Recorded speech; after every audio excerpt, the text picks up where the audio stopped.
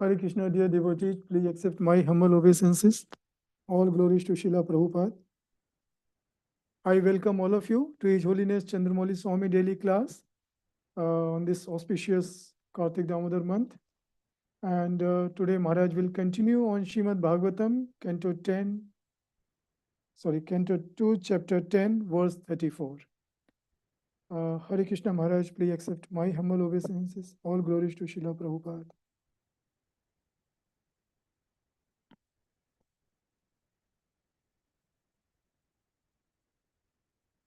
With your permission, Maharaj, I will share the screen.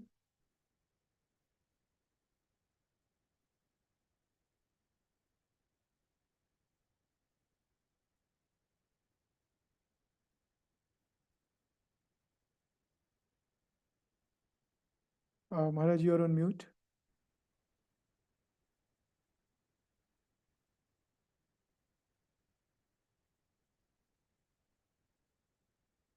Srimati, did we do 34 or is? You did 33, Maharaj, as per. Hare Krishna. Yes, Guru Maharaj. It's 34. 34? Okay. I thought we did it, but let's 34. Okay. Okay. Om Namo Bhagavate Vasudevaya. Om Namo Bhagavate Vasudevaya. Om Namo Bhagavate Vasudevaya Ataparam Suksmatamam Avyaktam Nirvisheshanam Anadi Madhya Nirdanam Nityavam Manasaparam. Therefore, beyond this gross manifestation is a transcendental manifestation finer than the finest form. It has no beginning, no immediate stage, no intermediate stage, and no end, and therefore is beyond the limits of expression or mental speculation, and is distinct from the material conception. Purport: the gross external body of the Supreme is manifested at certain intervals, and thus the external feature or form of the Supreme Personality of Godhead is not the eternal form of the Lord, which has no beginning, no intermediate stage, no end. Anything which has a beginning, interim, and then is called material. The material world is begun from the Lord, and thus the form of the Lord before the beginning of the material world is certainly transcendental to the finest or the finer material conception. The ether in the material world is considered to be the finest. Finer than the ether is mind, intelligence, and false ego. But all 8 of these outward coverings are explained as outer coverings of the absolute truth. The absolute, therefore, is beyond the expression and speculation of the material conception. He is certainly transcendental to all material conceptions. This is called nirvisheshanam. One should not, however, misunderstand nirvisheshanam as being without any transcendental qualifications. Visheshanam means qualities. Therefore, nir added to it means that he has no material qualities or variegatedness. Thus, nullifying expression is described in the 4 transcendental qualities, namely unmanifested, transcendental, eternal, beyond the conception of mind, word, and word. Beyond the limits of words means negation of the material conception. Unless one is transcendentally situated, it's not possible to know the transcendental form of the Lord. Umigyantimirandasya gnana salakaya chaksu unmilitam yena tasmai shri gurave namaha. Nama Vishnu Padaya Krishna Prasnaya Buddha.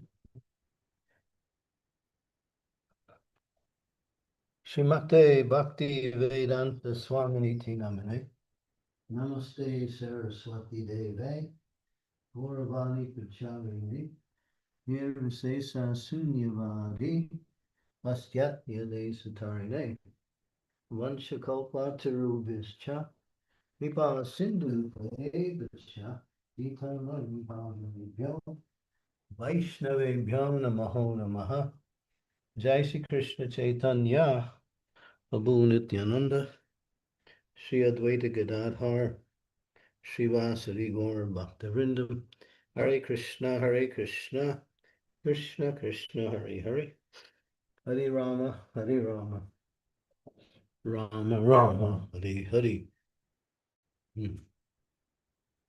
Therefore, beyond this gross manifestation is a transcendental manifestation finer than the finest form. So here, this gross manifestation has form. And beyond this gross manifestation is the transcendental or spiritual manifestation, which has a finer form than the material. It has no beginning. It has no intermediate stage and no end. Therefore, it is beyond the limits of expression or mental speculation and is distinct from the material conception. So, to understand transcendence, one has to be situated in pure devotional service. Transcendence is understandable, but it comes by revelation and not by philosophical speculation or any kind of expression of mind intelligence and words. It comes by way of one's absorption in devotional service, where the mind becomes spiritualized, no longer acting on the material platform, but taking one to the transcendental platform where everything is eternal, full of knowledge, and always joyful, happy, blissful. Therefore, this is the process here, basically is saying that unless one comes to that stage of consciousness, it's impossible to even speculate or even imagine the nature of the absolute truth, which has an eternal form. You might see, and Krishna may appear, but that doesn't mean you can actually understand him. So even if you see, just like there was when Krishna was personally present 5,000 years ago, it is said that no more than 200, between 100 and 200 persons actually understood that he was the Supreme Personality of Godhead. Now, even his family members didn't even understand that. He had 16,108 queens. Each queen had 10 sons, and they had also 10 sons. There were innumerable millions and millions of living entities who came in contact with Krishna. But how many could understand that he was the Supreme Personality of Godhead? Just it says that at most between 100 and 200. Therefore, one cannot understand God simply by speculation, philosophical understanding through reading books, or using great intelligence to understand. None of these avenues of understanding can reach the absolute nature. Therefore, one has to accept it based on Shastra. Shastra is the word of God, and Shastra comes to teach or to inform us about the nature of a realm beyond our ability to perceive. There are a class of people who, because they can't understand something beyond the range of the senses, they say it doesn't exist. Like and I didn't actually meet this person, but he was on the airplane when I was on. And the airline was spraying the aircraft inside with some kind of chemical to ward off disease. And he criticized the person. He's saying, "What are you doing? This is useless." Because he couldn't see anything, he was saying it doesn't exist. So there's a class of people who like to determine reality through the senses. But the senses are limited, and the senses are also faulty. And even if they can see the absolute nature, they can't understand it. Or they will even explain it in their own, what we say, way that has nothing to do with the nature of what they're explaining. In other words, their explanations are totally wrong. So therefore, in order to understand the nature of the absolute truth, one has to be situated fully in devotional service. And by that full devotional service, Krishna reveals himself through that process. So actually, there is a kind of knowledge called intuitive knowledge. That means that's beyond speculative knowledge. It's beyond intellectual knowledge. It's knowledge that comes from the soul. So intuitive knowledge is coming from the soul.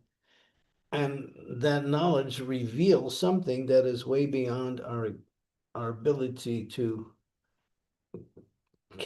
understand by our mind, senses, intelligence, and even the imagination. So one has to take the Krishna consciousness, as Krishna says in the Bhagavad Gita. In the Bhagavad Gita, he said, only by undivided devotional service can I be known as I am standing before you and thus be seen directly. Only in this way can you enter into the mysteries of my understanding. So you might say, well, undivided devotional service, that's quite a lofty achievement. It is, but it's available if one follows the process very carefully. The process works for everyone because it is designed by the Lord and what we say presented in a practical and understandable way by the Lord's pure devotees, the spiritual masters, the great acharyas. So if we follow the process, we can come to that platform of pure devotional service and experience things that are what we say beyond the range of the mind, senses, and intelligence. There was one devotee, he was talking, I just heard this recently. One of our devotees in one temple in America, he wanted to present some Krishna conscious talks on this one man's radio station. He was a disc jockey. Not actually a disc jockey, but he had a talk show. And when he met him, the man told him of an experience. This commentator told the devotee of an experience. He is a mystic, this commentator. He has mystic power. So he knows other mystics also. So, as it was explained, one mystic was a woman. She was a Christian mystic. She said, let's how did she put it? Let's find out what each other's thinking. Let me go into your mind and you can go into my mind. So he was sitting there and it was her turn to go into his mind. And then when she went into his mind, she experienced something that was really way beyond anything she even knew. She saw this effulgence within him, and she saw a image of Srila Prabhupada in the effulgence. And then she was sitting on the chair, and she got down from the chair and sat at the man's feet. Said, I belong here because what I see within you is something very spiritually powerful, which was Srila Prabhupada's image.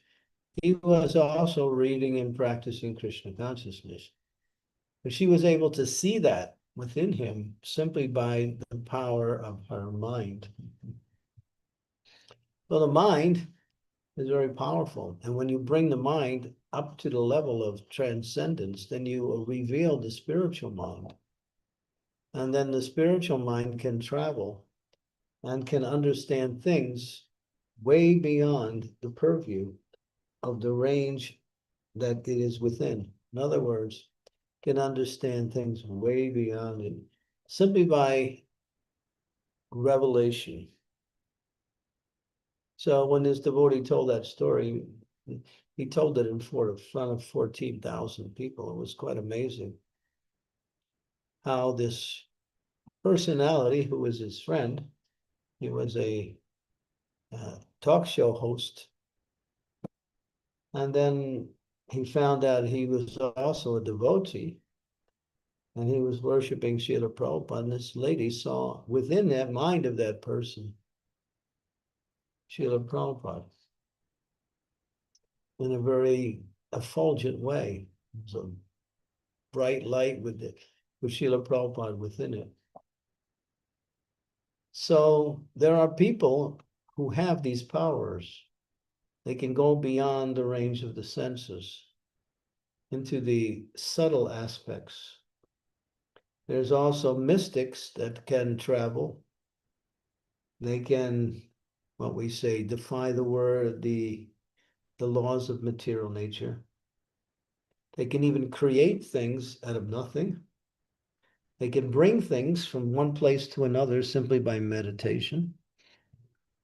And they can do all kinds of, what we say, things to defy. They can become smaller than the smallest, larger than the largest. They can become lighter than the lightest, heavier than the heaviest. When Chaitanya Mahaprabhu was here, he would go into ecstasy sometimes thinking of Krishna. And he would go into, Lord Chaitanya had 3 different states of consciousness. One was external, one was internal, one was half internal and half external. So when he would go into internal consciousness, he would be entering into the mood of Vrindavan, and he'd see himself in Vrindavan with the gopis or with Krishna, with the cowherd boys. He'd travel into the realm. Of course, he's the Supreme Personality of Godhead, but he's playing the role of a devotee.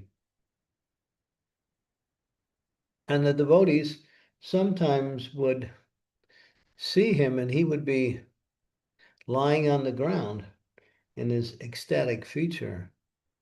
And sometimes they would try to pick him up, and all the devotees came around and tried to pick him up, but they couldn't. He was so heavy, it was like lifting a mountain. And at other times during his ecstasy, he would take on a sense of lightness where they can, just with the tips of their fingers, they could pick him up and hold him over their head.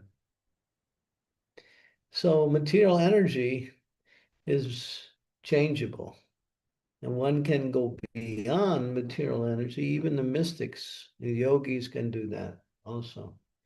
But the devotees can go beyond what the yogis and mystics do. They can enter into the spiritual consciousness and experience the spiritual world.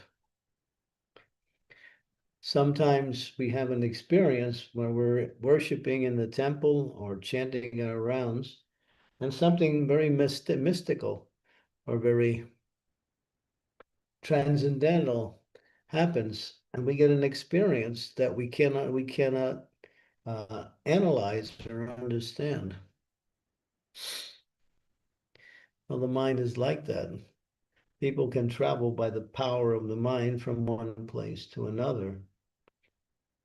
But devotees can travel all the way back to the spiritual world when they spiritualize their mind through the process of chanting the holy names of the Lord. They can see things that others can't see. They can experience things that others have no idea even exists. This realm is like that. And so it's just full of what they call liquid forms. The forms in this world are liquid. Liquid means they're always moving, changing. Bhaktivinoda Thakur writes that in one of his prayers, the liquid forms of this world. Because they're always changing, changing, changing. The beautiful young girl becomes an old lady who can hardly walk. So, the forms are always changing, changing, changing, changing.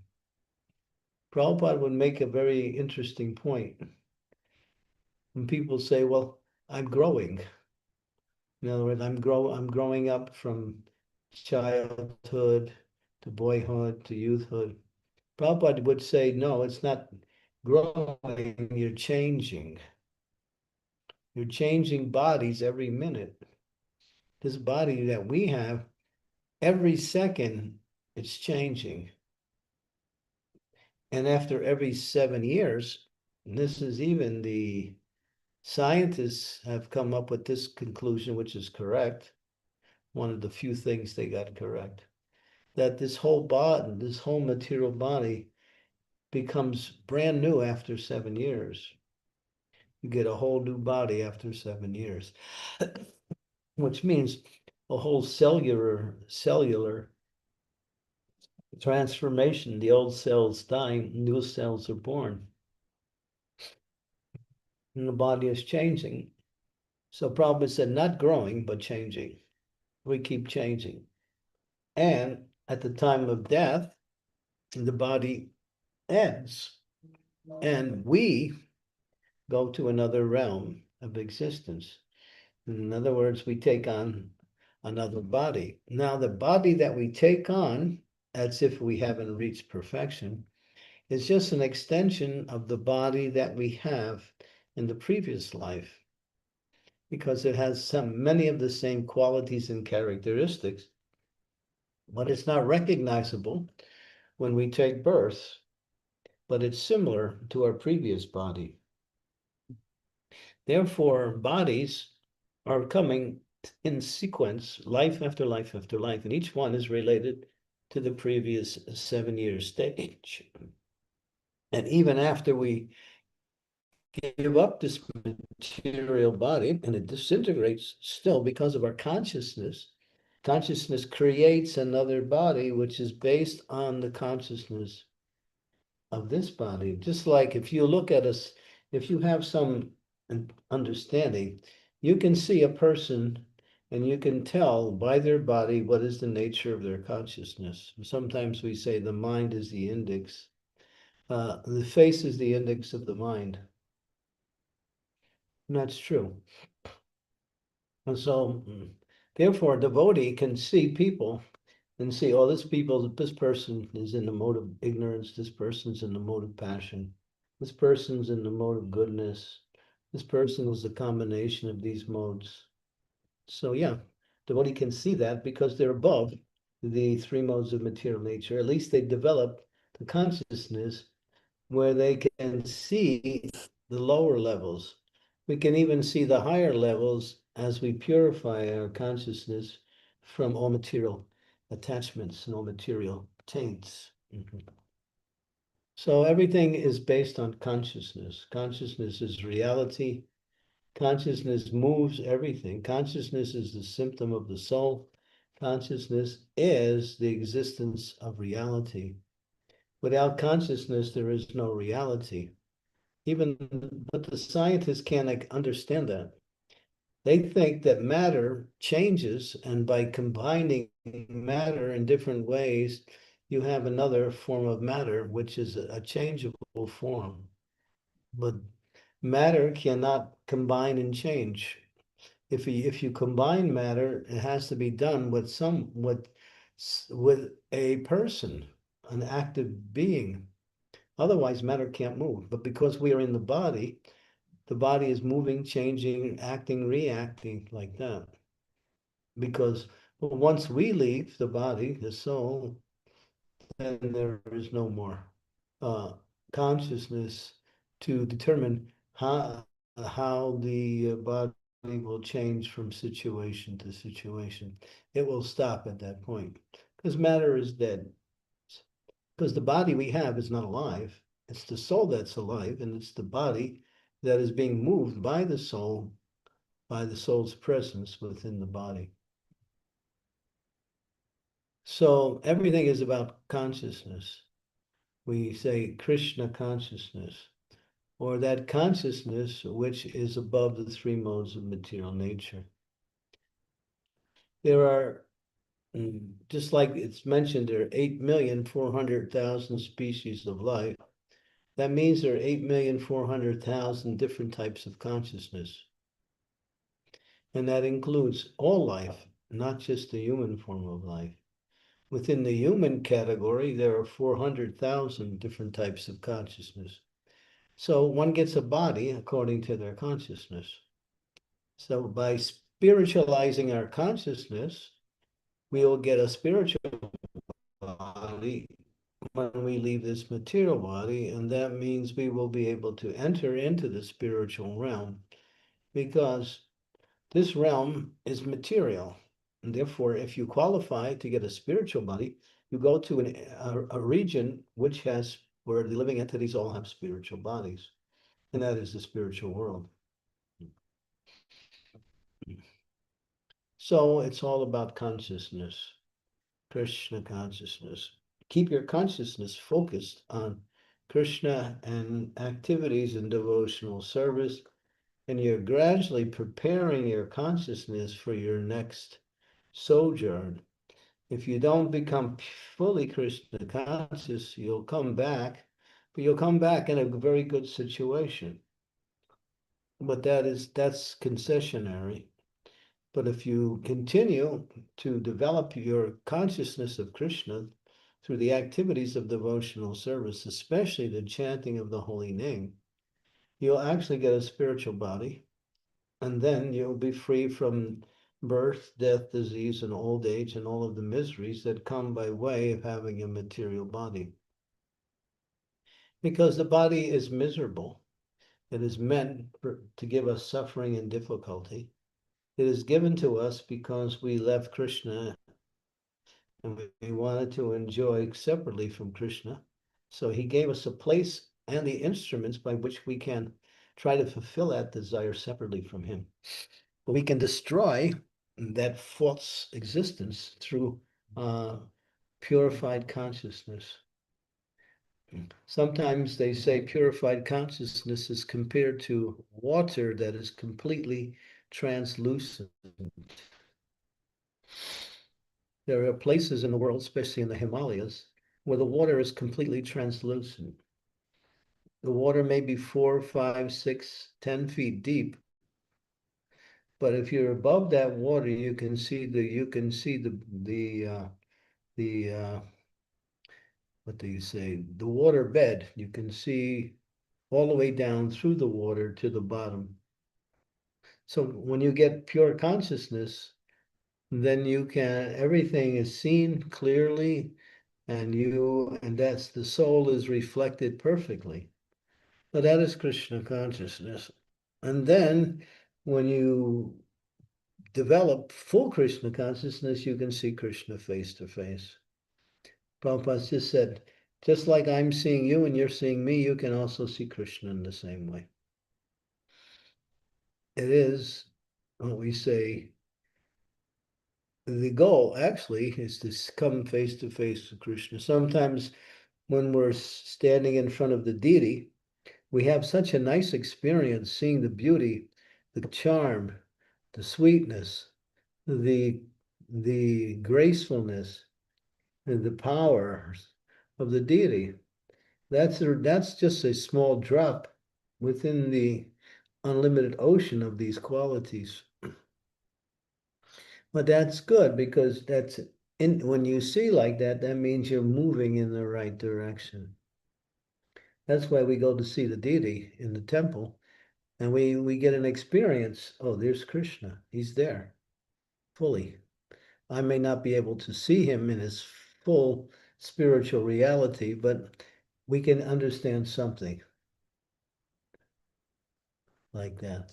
So continue, especially the chanting of the holy name will purify your consciousness, where you'll come to the platform of seeing Krishna face to face. And then you're no longer a resident of this material world, but you attain to your eternal residence in the spiritual world, where all the beings are the same, and Krishna is the cynosure, or the object of everyone's love and worship. Okay.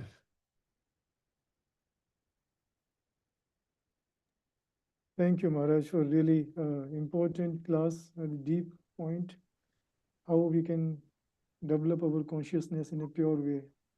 And this last line really touches that with pure consciousness, we can see Krishna face to face. Prabhuji, speak loudly. Maharaj can't hear you. Sorry. Maharaj, can you hear me now?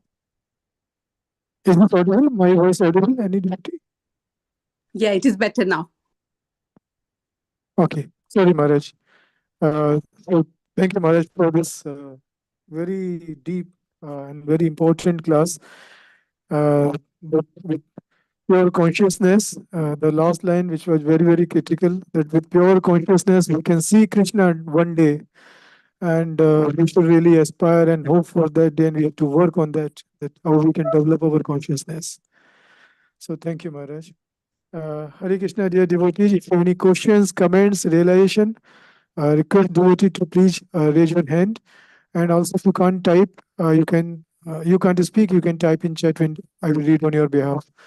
My humble request to everybody, if you have not switched on your video, please do switch on your video. Very, very important, nice way to interact with Maharaj, and especially in this Kartik Damodar month, and also one day before Bhushya Panchak. So very good. Yes, Krishna Kaviraj Prabhu, please go ahead. Thank you, Vrindavan Nath Prabhu. Guru Maharaj, please accept my humble obeisances. All glories to Srila Prabhupada. Guru Maharaj, I hear every day, in every class, every book, every chanting session, every sangha, every just like meditating on the deities or anything, constantly every day, there seems to be this message feeding through about teaching me about the importance of the holy names, the unlimited potency of the holy names, the unlimited power, width, depth, breadth of the holy names. And yet at the same time, as along with so many other devotees, it often seems to be just devotional service often becomes a struggle, or we get distracted away. And it seems to be difficult to reconcile how, on the one hand, we've got something that's so incredibly potent and powerful and unlimited, and we guided toward it and pushed towards it constantly. And yet at the same time, we're not seeing all of the magic, or even a fraction of the magic of the holy names. Maybe we are seeing a tiny bit, but it seems to be hard to reconcile these two at the same time. Well, I just read your letter today that you wrote, and what you experienced was quite amazing.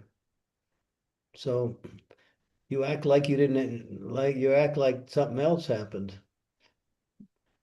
That was a nice experience, right? It was definitely, yes, Maharaj. And what was it? Chanting, right? Yes. So it was just chanting.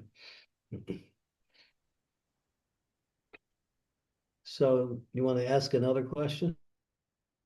Uh, no, so even by seeing an example of the potency, for much of the time, it feels like it's so powerful, but we're not connecting it all the time. Sometimes we get to see the power of it, sometimes we don't. That's special mercy. Accept it as special mercy, but that means it's available also. Mm, Before, sometimes when you want to experience something, before you qualify to experience it, you get a little glimpse of what it's like beforehand. Just like when people fall in love, there is some experience before they actually develop a relationship, but there's some love there and or some attraction based on a loving mood. mm, And that excites them to go further. yeah. I see, Maharaj. Yeah. So these Krishna gives you these little tidbits of mercy just to, he's doing it for different reasons, maybe just to inspire you to continue or to reward you for the quality of your devotion or something. Mm, But these things happen, everyone gets them to some degree. mm. And that Krishna, keeping us connected. I see. So we just need to grab hold of these things and like push harder. Just, yeah, just like sometimes before you eat a big feast, they have what is called the hors d'oeuvres, Mm, a little tasty food just to get you ready for the big stuff. mm. And now you're exciting me. I want to get to the big stuff, Guru Maharaj. I want to get there. Everybody wants to. If you don't want to, then you don't understand the purpose of life. Yeah. Yeah, the purpose of life is to become unlimitedly happy. Sometimes we want to, well, I want to be happy in this way. I want to be happy by having a lot of money. I want to Mm, be happy by having best family. I want to be happy by getting the most exalted position in society. People choose how they want to be happy. But if you want the supreme happiness or that happiness that is really actually happiness that is not subject to time or circumstance, then that is transcendental happiness, which comes simply by your connection with the absolute truths of Krishna. mm, So we have to stop chasing after these other small forms of happiness, mm, which are not really happiness, but they're just, driving us in the wrong direction. mm.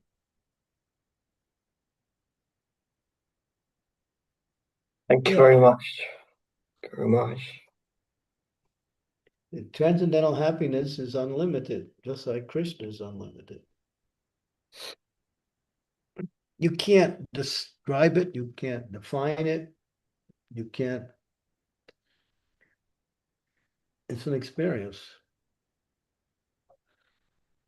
But even if you get a taste of transcendental happiness, that's enough to inspire you to continue to go deeper into Krishna consciousness. We all have that. Every devotee right here we're talking to have had some experience with Krishna. Some more, some less, but it's all there.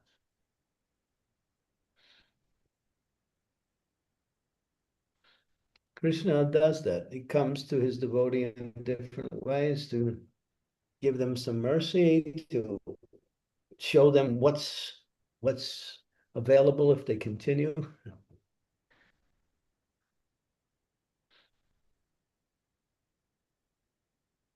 Is there anybody online here that doesn't want to be happy?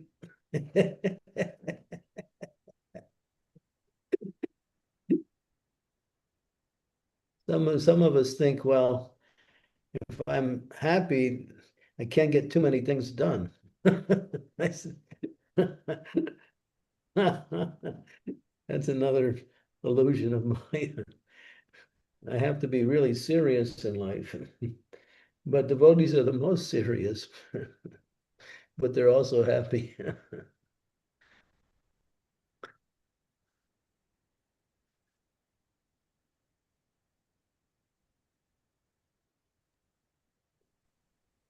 Thank you, Krishna Kaviraj Prabhu. If I may ask, if I may, would you like to share your realization, what you mentioned, like while chanting, so it may inspire more? Hmm? I'm sorry, you're talking to me on this one? No, no, I was asking Krishna Kaviraj Prabhu. Am I audible? Hare Krishna? Yes, Repeat. Prabhuji, you are. Okay, thank you, Mataji. Sorry, Maharaj, I was just asking Krishna Kaviraj Prabhu if he may, he would like to share his realization while chanting. No, that was very personal. He doesn't want to talk about that. Okay, okay, sure, Maharaj. Yeah. Sridevi Mataji, please go ahead. Guru Maharaj, as you were speaking about Krishna and how wonderful Krishna is, I was remembering something that I had just heard Prabhupada speak, and I wanted to read that out, just 2 lines, and share that. So, this is from Srila Prabhupada's lecture, May 2, 1973, in Los Angeles. Everything is nice, first class. Krishna has come very kindly. Because you are trying to become Krishna's devotee, he has come before you in his full opulence and he is glancing over you, and you become happy and beautiful. Therefore, this whole material creation is due to Krishna's glancing. So I was very happy to read this because it also reminded me of what Bhakti Siddhanta Saraswati Maharaj said when he was looking at the deities and someone offered him glasses, saying, what we can see. It is we are coming here so Krishna can see us. So it was very nice. And Prabhupada saying, Krishna is looking at you and then you become happy. So that was very nice. I felt very happy reading that, hearing that. Yeah, everyone has a very special and personal relationship with Krishna that's unique, that no one else has. That's why Krishna wants to interact with all souls, because each soul has a certain relationship with Krishna that is unique to them. No 2 souls are exactly the same. There are many who are similar and almost exact, but never exact. That's Krishna's, just like there's 2, they say, there's no 2 snowflakes that are configured the same. There's no 2 leaves on the tree that is the same. There is no 2 voice expressions that are exactly the same. So there's a uniqueness even in the material realm. In the spiritual realm, it's highlighted by rasa, a relationship.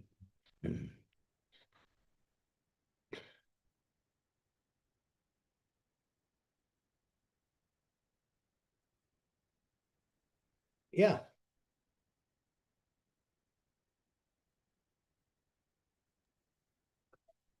Thank you, Mataji, for sharing that.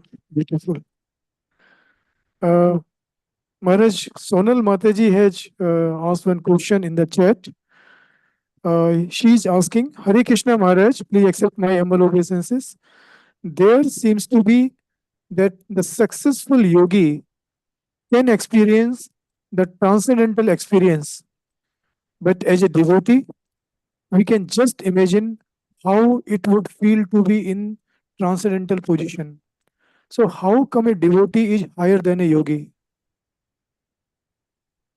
Yeah, because the yogi's experience only goes into the realm of the impersonal, where the devotee can experience the personal form of Krishna in loving relationship.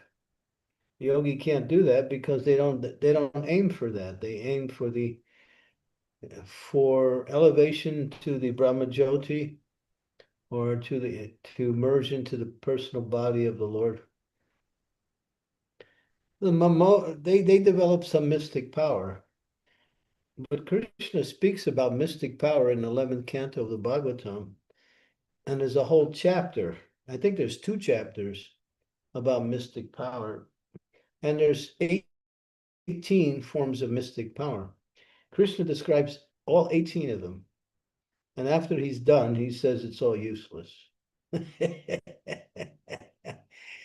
Because Krishna is the master of all mystics. He's Yogeshwara. Devotees have all mystic power. They don't even realize it, but they have mystic power. But they don't use it. But if they need it, they can use it.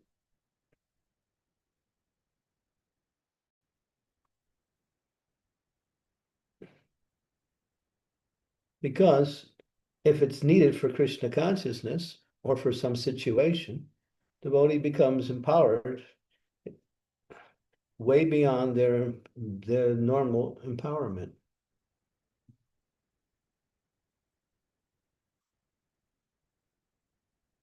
Prabhupada showed that so many times in his own activities when he was with us, how he did things that, were just really inexplainable, unexplainable. So many times. But he did it naturally. He didn't do it just to make some show. It just came out.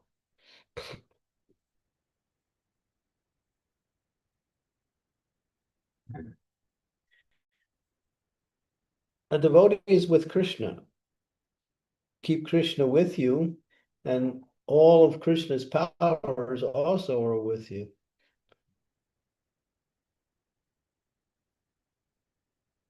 To the degree you're with Krishna, to that degree you have his qualities.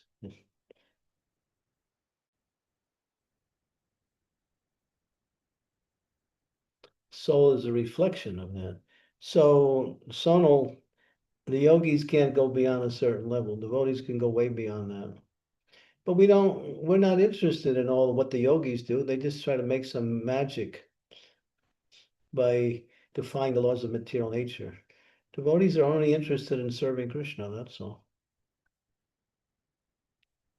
And so if we can do some service for Krishna, that's our happiness and that's our success. We don't try to make some big show, but if it comes to some necessity, a devotee can do that.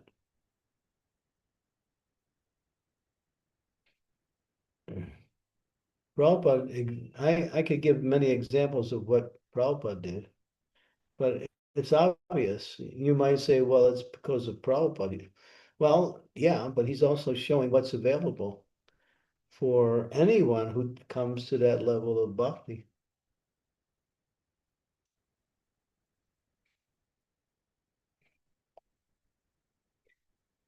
I think if you go to the first chapter in the Nectar of Devotion, the 6 characteristics of pure devotional service. And one of them is, what is it? The happiness of devotional service.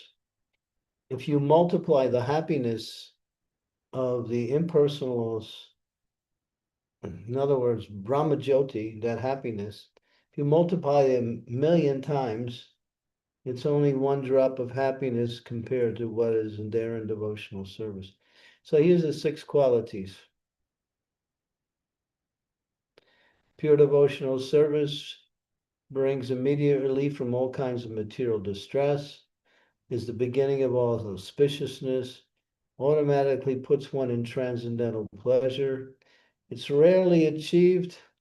It derives even a conception of liberation, and it's the only means to attract Krishna. These are the 6 characteristics of pure devotional service. So here it says it automatically puts one in transcendental pleasure. So if you read that chapter, each one of these categories are explained in detail. And there's a comparison being made for pure devotional service, happiness, and yeah, so.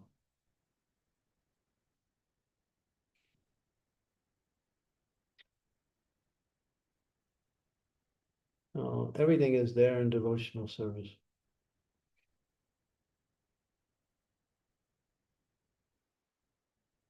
So it's not like that, Sonal. Because whenever we get Krishna happiness, because consciousness is way beyond. we are in material body, we just think that happiness is material happiness. But actually, when we are doing the service, it's not material happiness at all. It is transcendental happiness. Yeah. Yeah, it's transcendental happiness, but it's experience too. It's nice. Chanting is nice. Philosophy is nice. Prasadam is nice. Worshipping the Lord in different ways brings happiness. And I believe the first characteristic is mentioned, it gets rid of material distress automatically.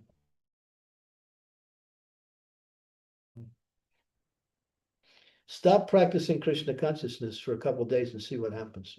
I don't recommend you make that experiment, but if you do, you'll see the difference. Wow.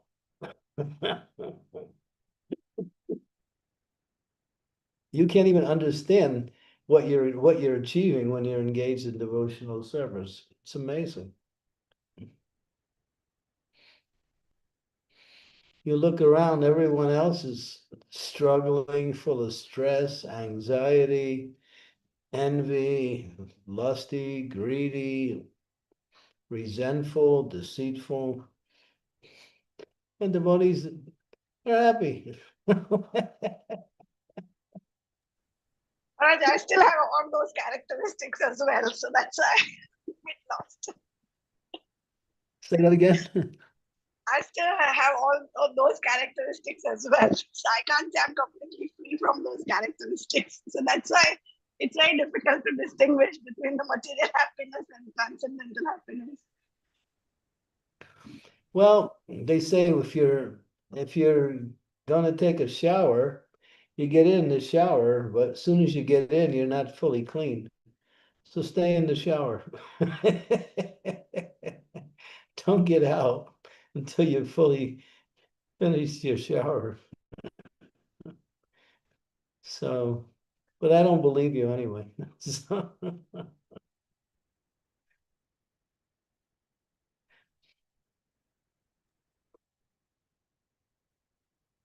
Thank you, Mataji. Thank Maharaj, you, Maharaj. Thank you so much. I have few questions on chat. 3 questions on chat right now. 2 from Rasavilasini Radha Mataji. She is asking, Hare Krishna Guru Maharaj, please accept my humble obeisances. All glories to Srila Prabhupada, all glories to Gurudev and assembled devotees. It's very important that at the time of death, we remain in Krishna consciousness. And this will come only through practice. So Maharaj, can we also say that we should judge and analyze our own consciousness every day and try to improve it?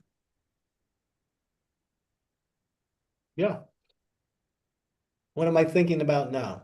Am I thinking about sense gratification, or am I thinking about Krishna and devotional service? Yeah. Analyze every thought, every second.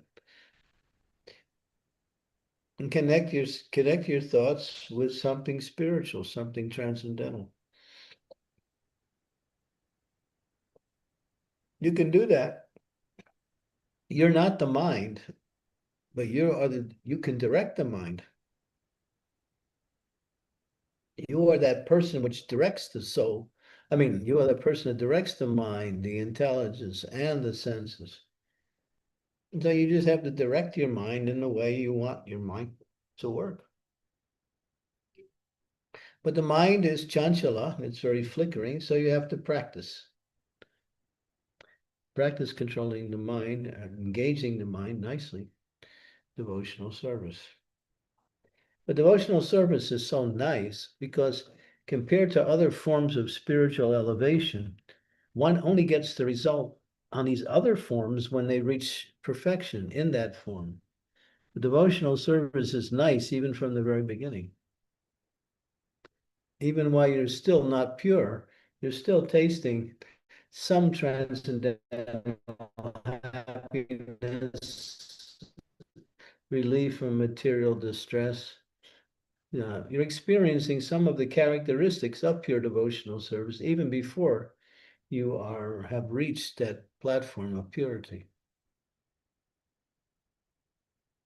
But other processes, they only bring success when the whole process is complete. And any mistake in between, and then the whole thing is ruined. The yogis, the gyanis,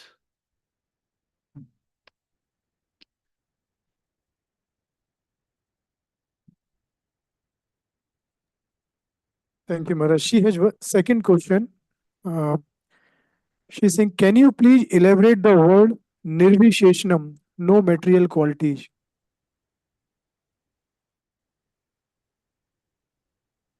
it means spiritual qualities.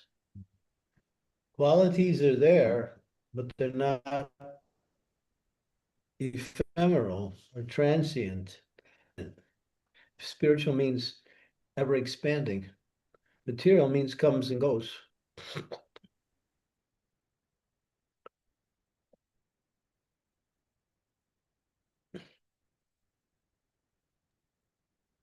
She's saying, okay, thank you, Maharaj. Brajmandal Prabhu, you mentioned you have a question. Please do it.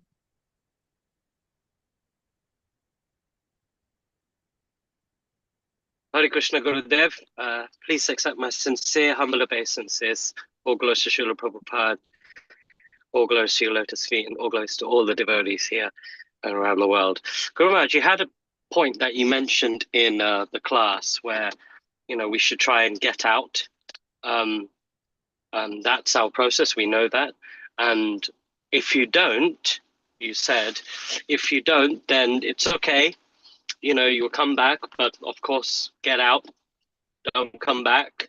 And I was just reflecting because I was listening to a class, Srila Prabhupada class, I think it was 2 days ago. And Prabhupada was explaining that obviously if we don't make it, then don't worry, don't despair. Now, I'm not saying to anyone here that, that's, what we should be thinking to go home. We should be thinking that. But my question in this is, Prabhupada says you either come back in a rich family or a Brahmin family. Now, in the class, I never knew this. In the class, I learned that what that means, rich family, is that there's a temple present to you, or there's something that you'll be born, might not be as a Brahmin, but when it means rich, that means not like wealthy rich, because prior to this class, I always thought that, well, if I'm born in a rich family, then, then what are the devotees going to do? How, the devotees, if they don't get back, what are they going to do? How do they find Krishna again? It's like, but I learned in the class that means that there's a temple and there's something. That's the term rich. Could you elaborate a little bit on that, Guru Maharaj? Prabhupada said mercantile. or Brahmin family. He said, if you're born in a wealthy family, then you don't have to work. Then you can use all your time for Krishna consciousness. Then you don't have to worry about your personal needs and maintenance. Everything is taken care of you. Just like we have our Ambarish Prabhu in ISKCON. So he was the heir to the Ford fortune, which was hundreds and millions of dollars.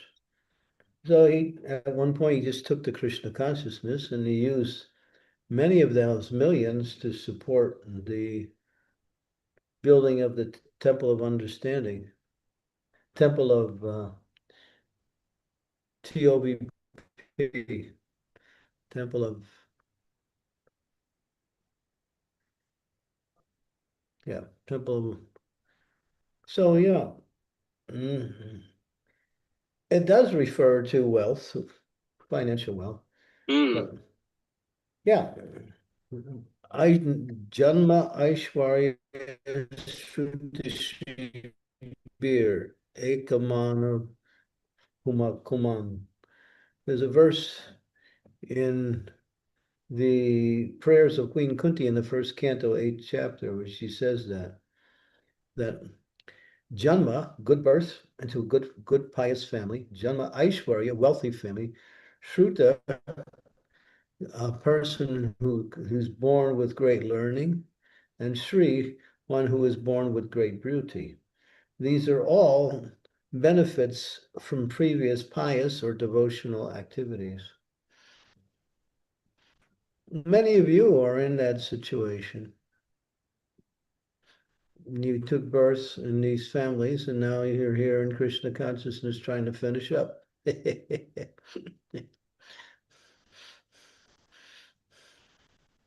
Correct. To be born in India is a high birth. That's in the 5th canto. It's high to take birth in India is higher than taking birth in the heavenly planets. That's in the 5th canto. Because then it's the place where Krishna performed all of his, Supreme Lord performed his pastimes. And it's called Punya Bhumi. Of course, you have your choice, but the tendency is there. You can misuse all of these credits that you receive in your next life and just use them for sense gratification, and that happens in many cases.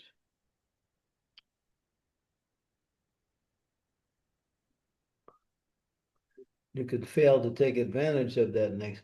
That's why Prabhupada would continue by saying, and whatever stopped you from becoming perfect in this life will also be there in your next life. You'll have to face it again. So, and that means you may also fail again to reach perfection. So therefore, it's not recommended to consider a next life as something beneficial. It's concessionary, that's all it is.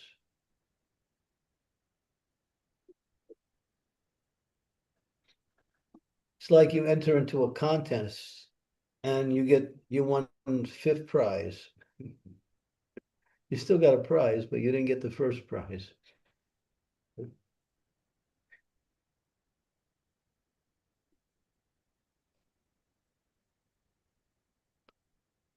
Thank you, Guru Maharaj. And just to finish up, I think Krishna Kaviraj Prabhu was talking about that chanting. And one experience I had not so long ago when I was chanting, I think we all might have experienced it, is when you're chanting and you can hear the chanting so nicely and you're in a trance, and then you get like tingles, your body, your hair stand up on end, and your body gets like a rush, if you like. And sometimes, yeah, that moment I had the like really nice feeling. I was just in bliss and chanting. It stopped my chanting, actually. It stopped my chanting because it was such a lovely feeling. But yeah, I experienced that once. You stop your chanting, you stop the feeling too. It was just so euphoric, if you like, and very, very sweet, very nice, and it just caught me, almost brought me to tears. Yeah, every devotees has some experience in Krishna. That's beyond the norm. Of course. Jay, thank you. Thank you, Prabhu. Maharaj, I have few more questions on chat. One from Ashutosh Prabhu. He's asking, Hare Krishna Maharaj, please accept my humble and respectful obeisances. All glory to Srila Prabhupada, all glory to you and assembled devotees. Maharaj, if we achieve the state of Krishna consciousness and Supreme Personality of Godhead showers His mercy to come to us, how we will identify him or her? Will he, she be in the form we always imagine, or a form we never even imagine, or we can't even realize with our material senses? Please help me with the understanding and kindly pardon me if my question does not make sense. Well, Krishna comes in whatever form he wants to come in. But if you worship Krishna in his transcendental form as Krishna, you will come to your Krishna consciousness realizing Krishna in that form. If you worship in the form of Ram, then you may manifest in that form. You worship in the form of Lord Chaitanya, you may manifest in that form. Yeah.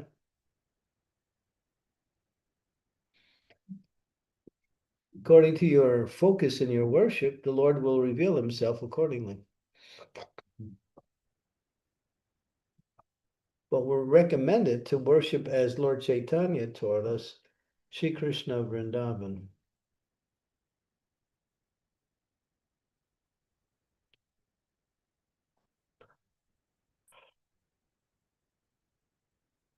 Hare Krishna Maharaj, I have a follow-up question. So, for example, in the Mahabharata, we heard the story that to get the Pashupatastra,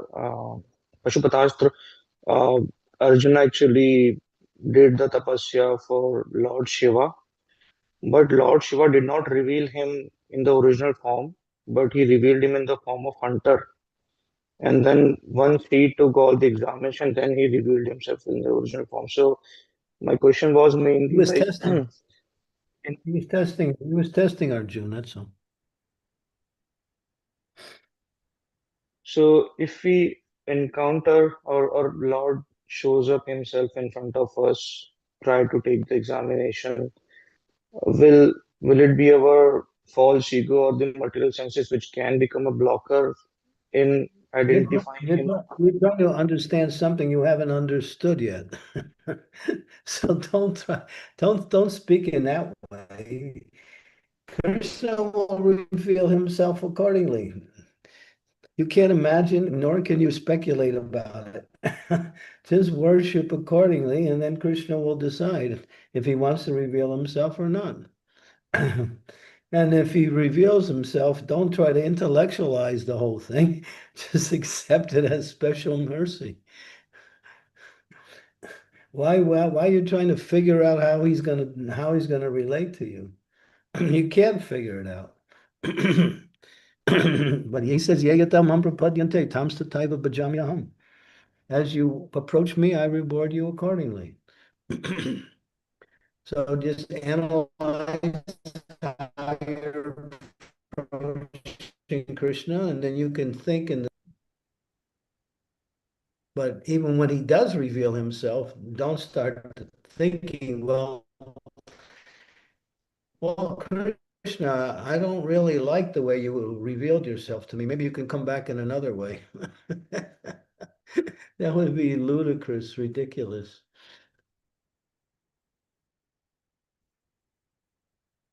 Just accept the fact that that Krishna is there, and he'll reveal himself according to your level of bhakti. Sure, Maharaj. It's his way of doing things. We can't control him by by our worship. You can only control him by pure love. That everything is understood perfectly.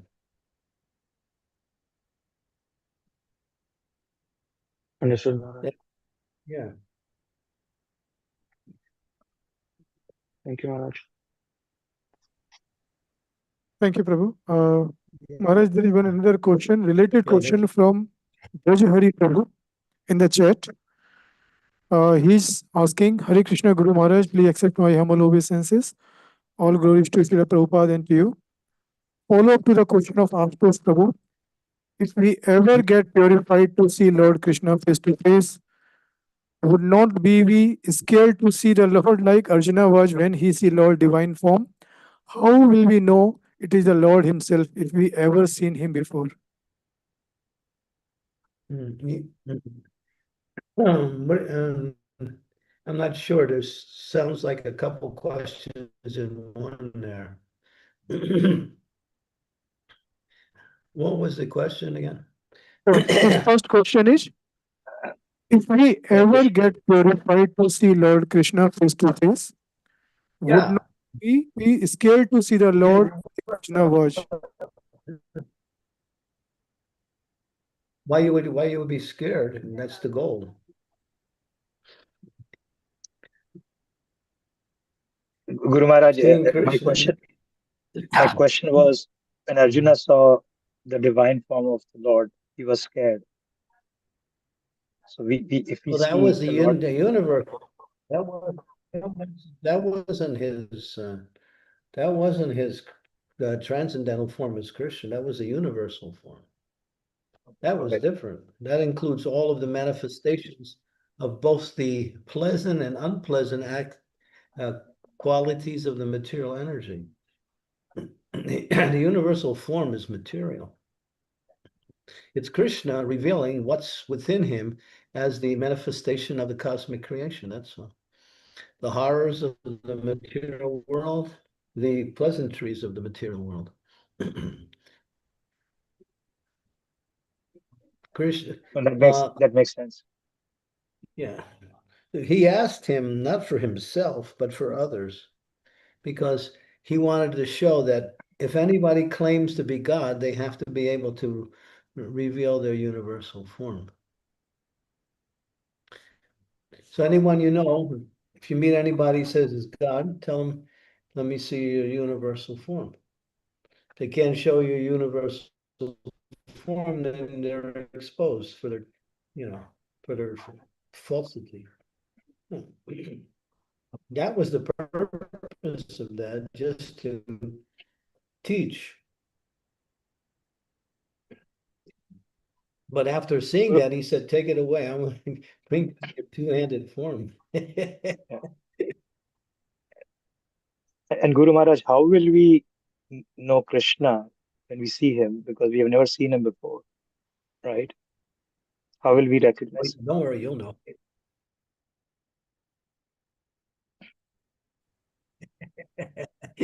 How will you know?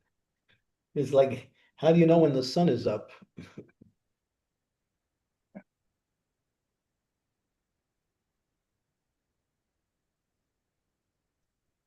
How do you know when the sun is in the sky?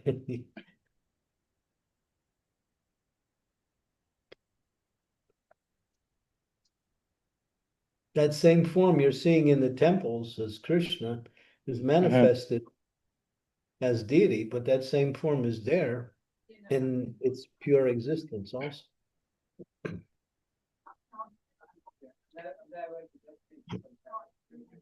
What is that? What is turn to the Brahma Samhita?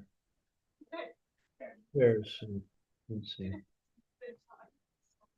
Brahma Samhita, what is it? I think it's fifth chapter of the Brahma Samhita, of course.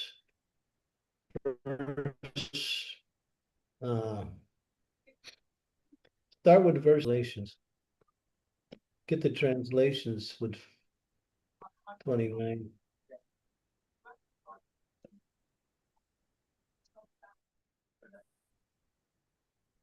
If you read the Brahma Samhita, all of the descriptions of Krishna's transcendental form is there.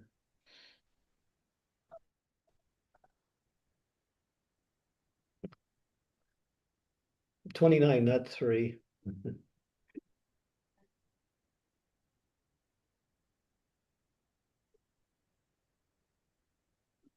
Okay. I worship, okay, no, not the verse, the translation. I worship Govinda, the first, who is tending cows. He tends cows, yielding all desires. In the abode built with spirit, surrounded by millions of purpose trees, millions of Lakshmis and Gopis. I worship Govinda, the prime, who is adept in playing his flute, with blooming eyes like lotus petals, with head bedecked with peacock feather, and with a figure of beauty tinged with the hue of blue clouds. In his unique lovingness, charming millions of cupids. Next verse.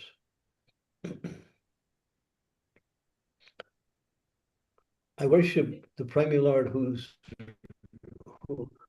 around whose necks swinging a garland of flowers beautified with moon locket, whose two hands are adorned with flute and jeweled ornaments, who always revels in the pastimes of love, whose graceful threefold bending form of Shamasundar is eternally manifest.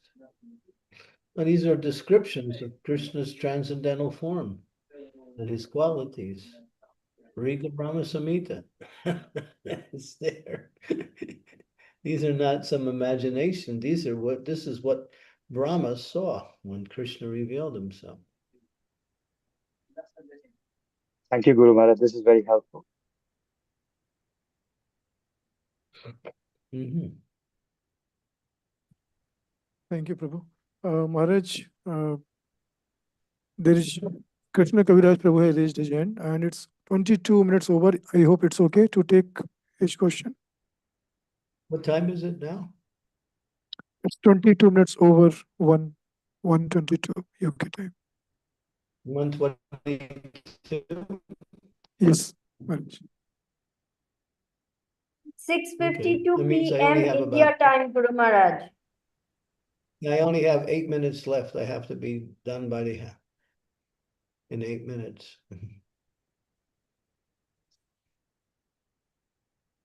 So Krishna Kaviraj Prabhu, something quick if you can please. Yeah. 8 minutes to go. Raj, you're talking about happiness. We all want to be happy, but can we even understand what real happiness is, transcendental happiness? Because we have so many examples of the great elevated souls, and they seem to be crying all the time. That they're crying out of happiness. You think tears are a sign of sadness all the time?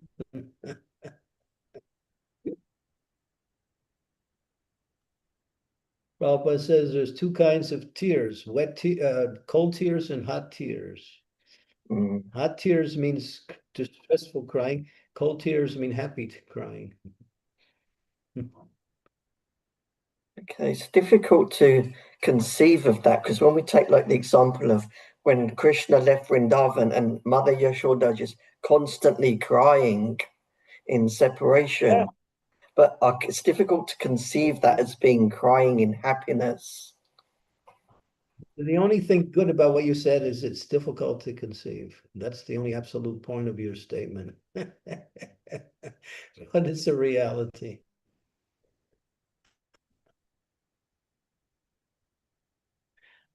It's all about love.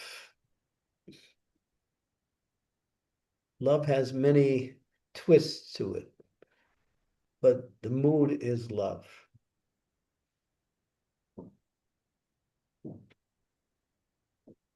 You want me to read things? Well, you want some lessons about love? I can give you. I I can read need it. the lessons I can get. All right, give me a minute. I'll read something about love.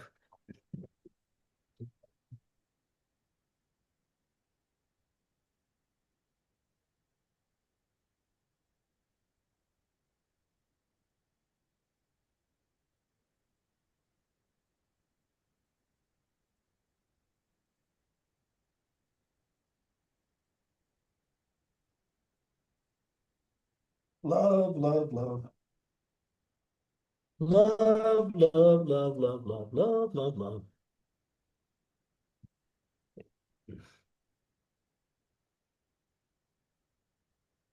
I don't care what they say, I won't stay in a world without love. You remember that song?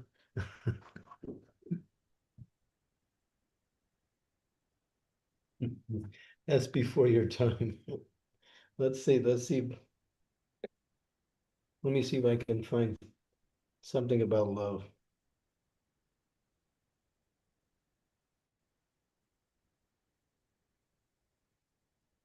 Okay.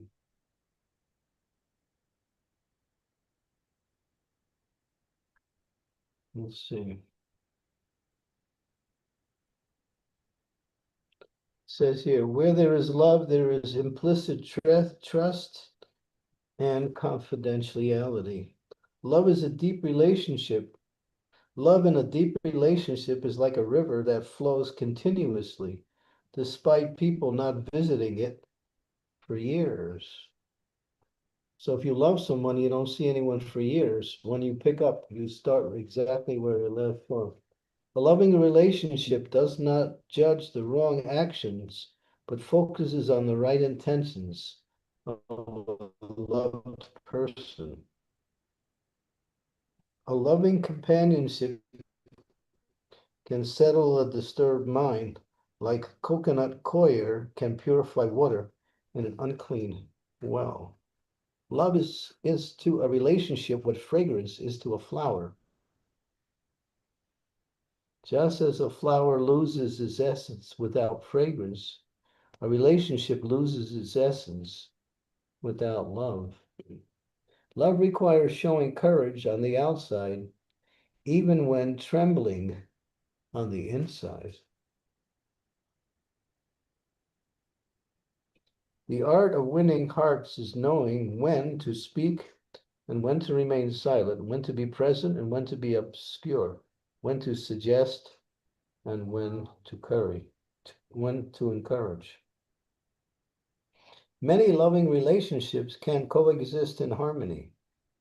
Any relationship built on the tomb of another will soon be buried. Love is the ability to balance priorities, sensitivity.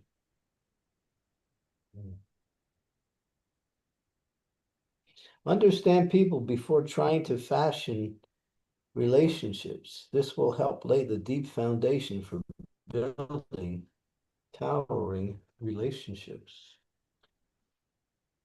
The sign of love is in paying attention to details. Knowledge about someone is like filling a container. The more the knowledge, the larger the container. The larger the container, the deeper the love.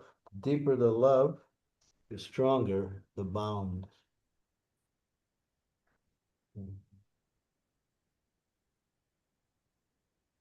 Vulnerability facilitates the birth of love.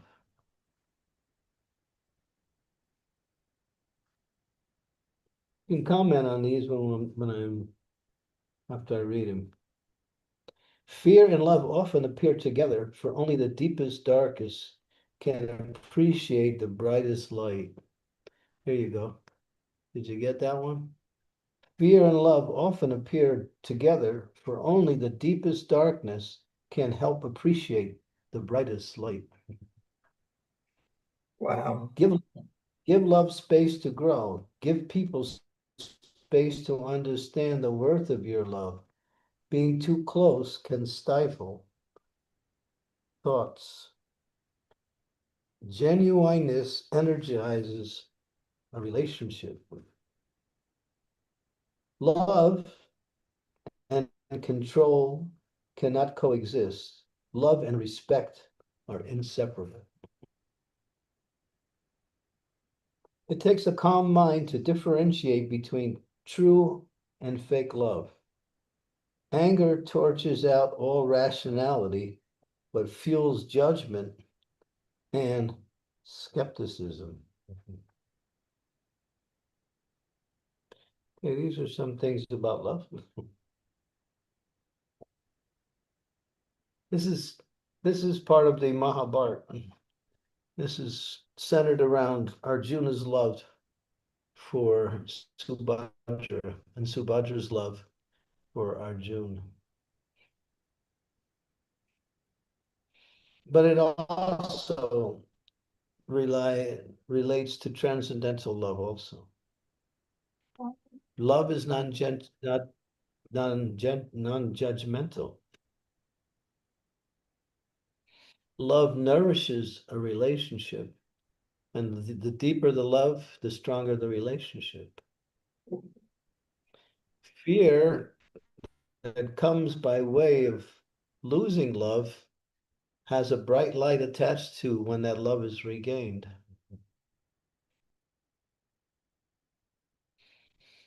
So we've lost our love with Krishna. And there's a bright light ahead that will again illuminate that relationship.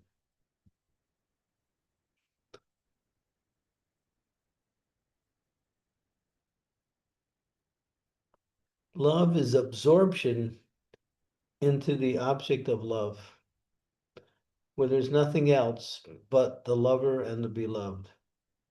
Two become one in love.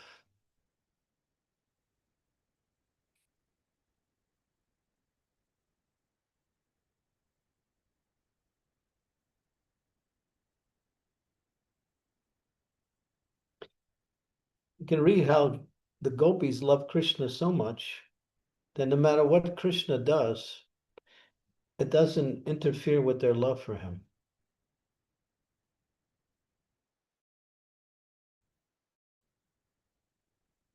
If you love someone truly, then whatever they do, you accept it as part of that relationship. Even if it causes you some distress.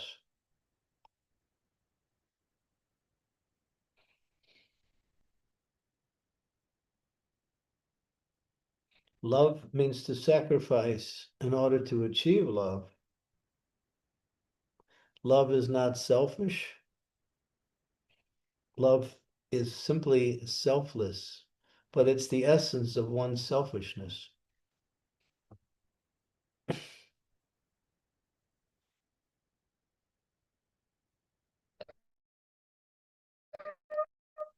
And with Krishna, because that's where it comes from.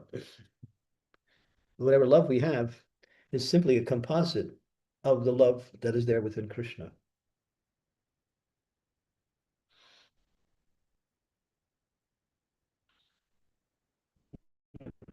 These are some statements about love.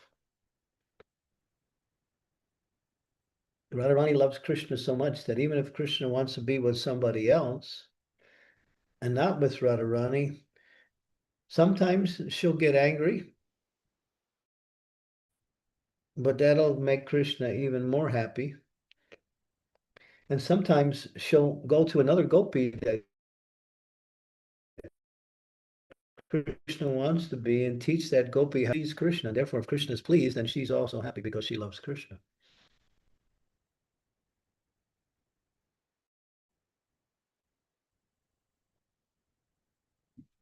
You study the life of Krishna and his loving relationship with his devotees, and then you can get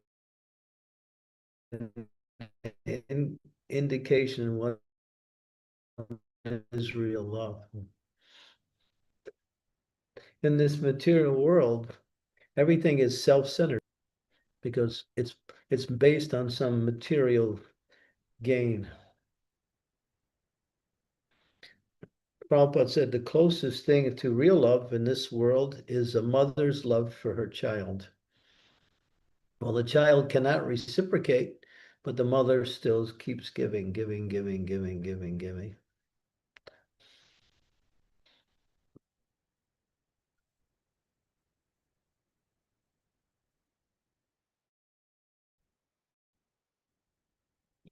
So bhakti is love. It's all about loving Krishna and loving Krishna's parts and parcels, which are not separated from Krishna. when you love the source, you also love everything connected with the source.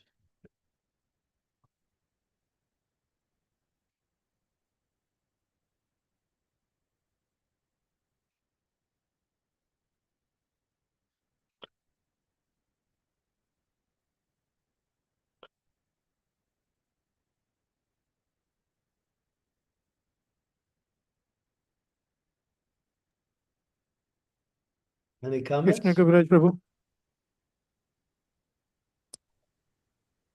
Beautiful. Thank you very much, Guru Maharaj.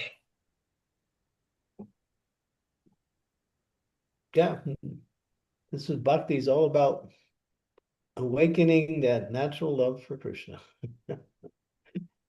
Once you do, then you will understand there's nothing else to achieve. You achieved everything eternally, perfectly, completely. And it expands out. And then you love everyone, all living entities. Because you see, everything is connected to Krishna. But it starts with Krishna. In this material world, we try to have loving relationships with others, but they're always fraught with personal interests, which kind of pollutes the relationship.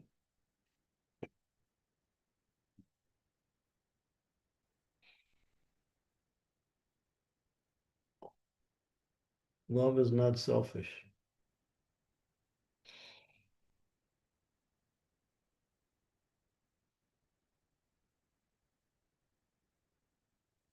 Okay, so we'll leave you in that lovely, loving mood.